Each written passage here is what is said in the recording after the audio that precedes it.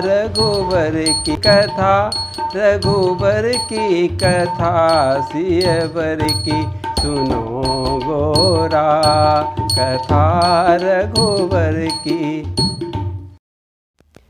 भगवान भोलेनाथ उमा जी को कथा सुना रहे हैं। उमा, तुम दर्शन कर रही हो। देखो, अवध में राम राज्याभिषेक की तैयारी चल रही है। बधावे बज रहे हैं। दासी मंथरा की पढ़ाई केकई कोप भवन में चली गई। केकई का हृदय जल रहा है। उमा जी सच कहा है, कुसंगति का प्रभाव ही ऐसा होता है, जलन और विनाश। कौन कुसंगति पाए न साई, रही न नीच मते चतुराई। महाराज दशरथ सोचते महल में आए। आज महारानी केकई को कहूँगा कि हे महारानी, देख, मैंने तेरे मन की इच्छा पूरी कर दी। तेरे राम को राजा बना रहा हूँ। वो तो फूल ही नहीं समाएगी। किंतु यहाँ तो स्थिति बदल चुकी थी।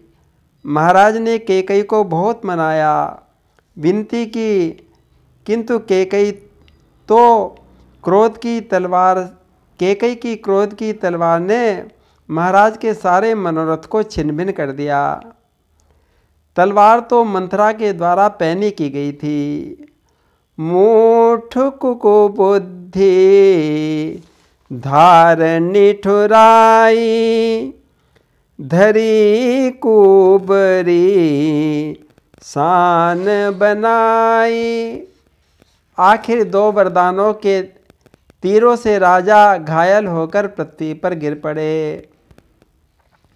कंठ सूख गया, बोल नहीं सके, बिना पानी की मछली की तरह तड़फने लगे। बस आखिर में मुंह से निकला, रानी ले ले, अपने वरदान ले ले, पर याद रखना अयोध्या बस जाएगी, राम राजा बन जाएंगे, सब भाई मिलकर उनकी सेवा करेंगे, किंतु तेरा कलंक और मेरा पछतावा कभी दूर नहीं होगा। तोर कलंक मोर पछतावा, मुहे हूँ न मिटहि न जाइए काहू। महाराज पृथ्वी पर पंख कटे पक्षी की तरह पड़े हैं, राम नाम का उच्चारण कर रहे हैं। तब महामंत्री सुमंत जी आते हैं, पूछते हैं कि महाराज, ये क्या हाल बना रखा है। केकई के कहने से राम को बुलाकर लाते हैं और राम दौड़े दौड़े आए। पिताजी, आप पृथ्वी पर क्यों लेटे हो? आपको क्या कष्ट हुआ है? राम जी ने तो कभी दुख न देखा था न सुना था। करुणा में मृदु राम सुभाऊ, प्रथम दीख दुख सुना न काहू। धीरज धरकर माता केकई से पूछते हैं कि माँ, बताओ पिताजी ऐसे विकल किस कारण से हैं? राम जी के पूछने पर केकई कहने लगी, राम, महाराज के दुख का कारण तो तुम्हारा प्यार है। तुम्हारे से बहुत प्यार करते हैं ना। मैंने 2 वरदान मांगे थे। केकई ने सारी बातें राम को बता दी। सारी बातें सुनकर राम जी मुस्कुराने लगे। माता, बस इतनी सी बात। माता, इस संसार में वही पुत्र बड़भागी होता है जो अपने माता पिता की आज्ञा मानता है। मन मुस्काई भान कुल भानु, राम सहज आनंद निधानु।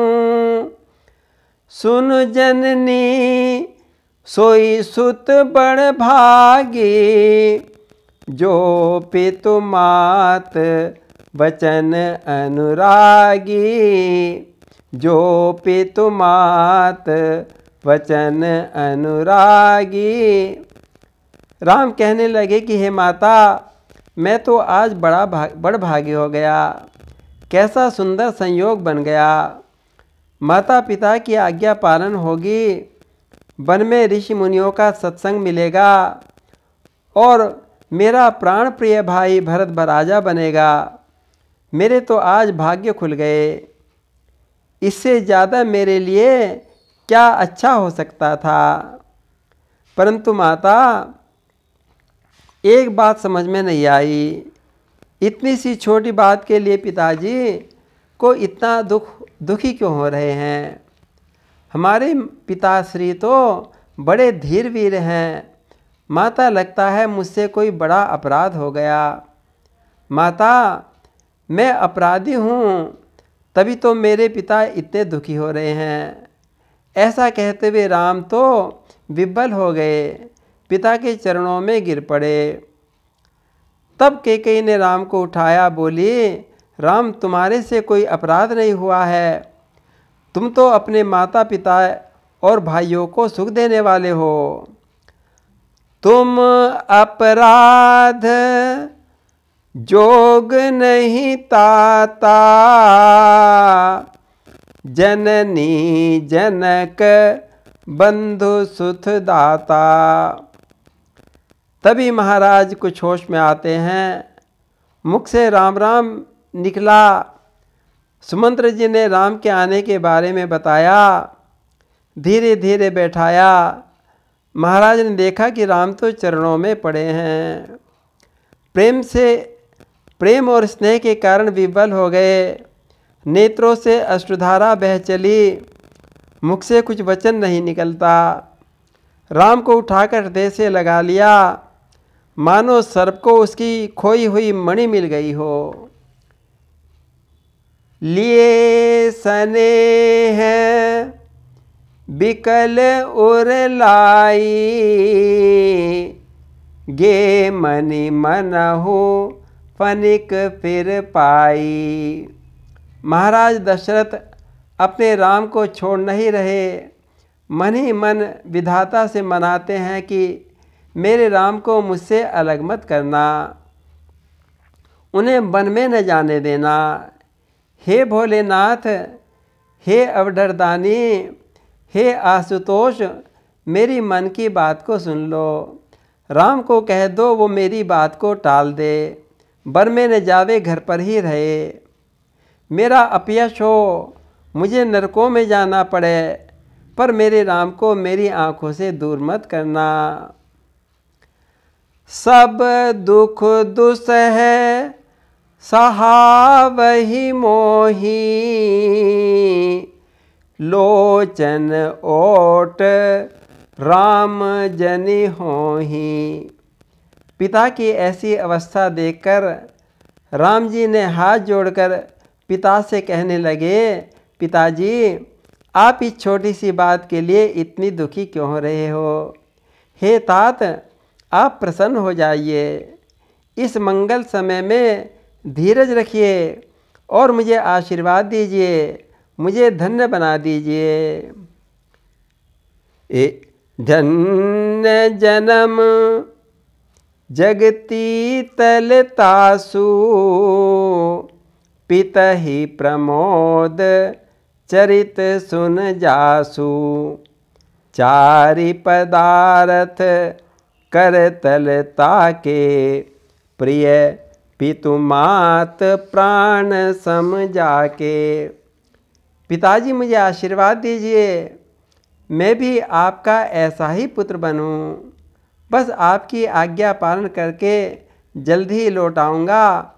और ऐसा कहकर राम जी चरणों में प्रणाम कर माता की आज्ञा लेने के लिए माता के महल में चले गए। बोलिए सियावर रामचंद्र महाराज की जय।